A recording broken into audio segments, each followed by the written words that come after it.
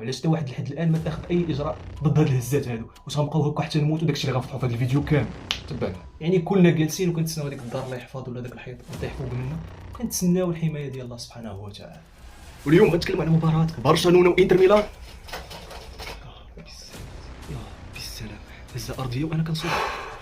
هادشي ديال هزات الزلزال اللي كثر ولا بحال شي طور غادي وكيرجع للور وكيدق ناقوس الخط باش يهاد، ولا بحال العافيه بدات هكا وغادي وكتزاد وكتزاد بشويه.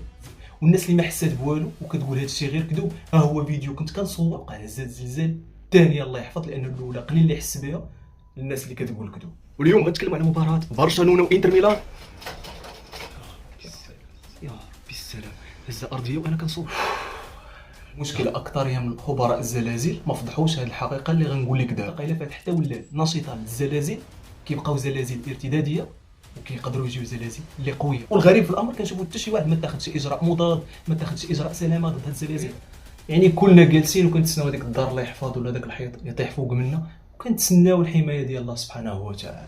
وانا متاكد حتى شي صفحه من دوك الصفحات ما كيدويوش على هذا الشيء هذا. واش خوفا ندويو على حقنا؟ حنا فقط كندويو على حقنا، لانه الحمد لله هاد جوج هزات هادو ما سببوا حتى اضرار ماديه ولا معنويه الحمد لله. وها هو دعاء الزلازل عودوا عقلوا عليه باش تحفظوه بعدا على الاقل، والله يحفظنا يا ربنا امين. وبغيت كلشي ينزل تعليقات يكتبوا لنا واش حسيتوا به مع المدينه ومع الوقت اللي وصل عندهم هاد الهزه الارتداديه اللي وصلت اكثر من 4.5. الحمد لله والله يحفظنا يا ربنا امين.